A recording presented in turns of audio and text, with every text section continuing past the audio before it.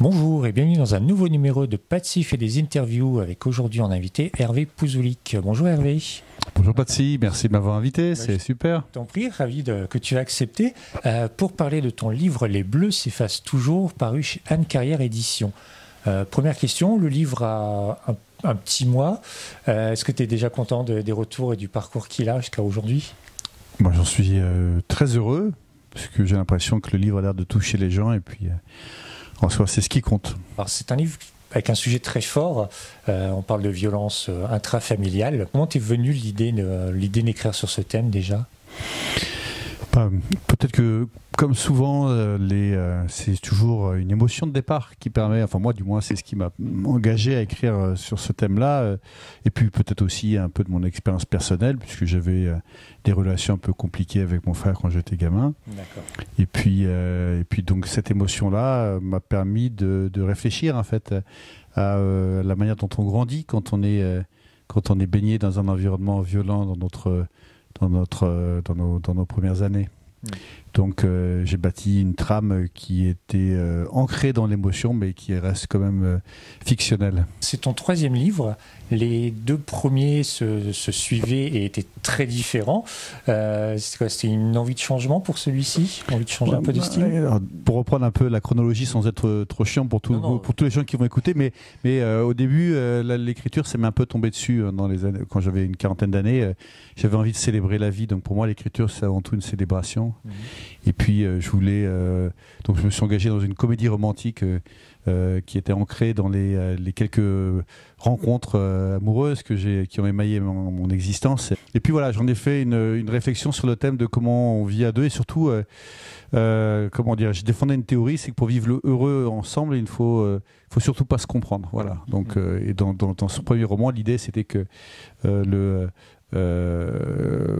héros prend ça un peu au pied de la lettre et puis s'engage dans des relations avec des étrangères du coup pour être sûr de ne pas être compris. La deuxième c'était après avoir trouvé comment trouver l'amour dans le premier, c'était comment le garder, voilà.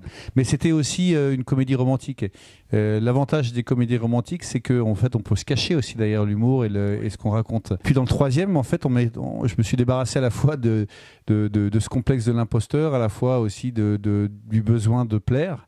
Et pour la première fois je me suis retrouvé dans une situation où j'avais envie de raconter une histoire et puis pour moi c'était une vraie évolution. Le seul filigrane peut-être avec les deux premiers c'est le personnage de Marc, enfin c'est pas le même du coup mais on retrouve le prénom. C'est ça, il y a toujours un côté parce qu'en réalité c'est toujours un peu moi parce que moi j'ai mis mon émotion, j'ai mis l'envie de partager ma vision du monde en fait. Et puis bon, alors, le livre il parle de violence mais j'espère que la fin est un acte tend vers la lumière.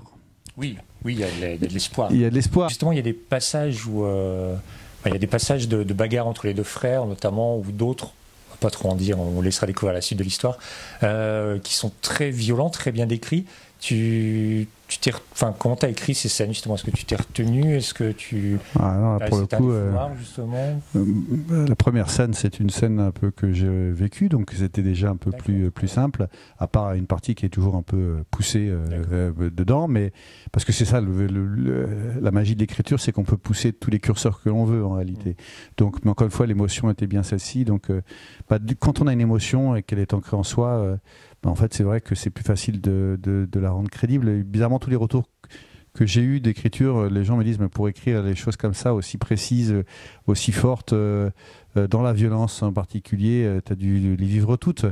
Et puis en fait, non. Mais non, je ne les ai pas toutes vécues, heureusement, parce que c'est compliqué. Mais voilà, c'est après, on vous mettez dans un état d'esprit, puis vous écrivez en fonction de ça. Donc c'est ça aussi. Bon, je suis content de voir que les gens, en tous les cas, voient ça comme étant très réaliste, parce que c'est ce qui fait la force de ce roman, c'est qu'il est ancré dans le réel, même si c'est une fiction.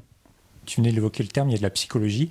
Il y a beaucoup de psychologie. On est vraiment dans la tête des personnages grâce à ton écriture justement assez directe. Est-ce que tu as éventuellement aussi rencontré d'autres personnes qui avaient été victimes de violences pour échanger avec elles et connaître la psychologie ? Alors je me suis très investi dans ce roman-là. J'ai discuté avec des pédopsychiatres, puisqu'il y avait un personnage au début avait 11 ans, donc il fallait réussir à lui donner comment dire, une manière de penser de 11 ans. Pour le reste, si j'ai discuté avec un garçon qui avait des troubles d'audition à sa jeunesse, ce que je raconte sur le fils du héros un peu plus tard. J'ai eu l'occasion de parler avec lui, en fait. Et donc j'ai pu comprendre quelles avaient été ses difficultés, comment il s'en était sorti, y compris d'ailleurs le personnage que je ne savais pas, mais que dans les écoles, il y a des personnes qui accompagnent les enfants en difficulté dans certains cas. Je ne savais pas, les assistantes d'éducation, comme ça. Donc du coup, ça a permis de développer, vous voyez, un personnage qui est important et puis qui est ancré dans ce qu'une vraie personne a vécu. Ce livre, on le disait au début, il est sorti récemment. Tu es déjà, tu savoures pour l'instant son parcours, tu suis son parcours ou tu es déjà sur un autre projet Alors j'ai la chance d'avoir un éditeur qui croit en moi, donc d'ailleurs sans doute plus que moi-même d'ailleurs, donc mais j'attends en fait de voir comment va fonctionner celui-ci, parce qu'en réalité ça a pris 2 ans pour travailler sur ce roman-là et j'ai jamais autant travaillé dessus. Honnêtement, c'est vraiment un sacerdoce, l'écriture. Oui. Donc, moi j'ai une manière d'écrire, mais j'écris les samedis et les dimanches de 8h à midi, 8h à midi, et puis et pendant les vacances, et puis des fois en dormant la nuit, hein, des fois l'écriture se met. Oui, et donc ça c'est intéressant, ça m'a fait gagner du temps souvent. Mais comment dire donc voilà, c'est quand même un gros engagement et puis j'allais dire, s'il rencontre peut-être pas son public, alors que j'ai mis toute mon émotion, je me poserai quand même quelques questions, mais bon, pour l'instant j'espère que ce ne sera pas le cas.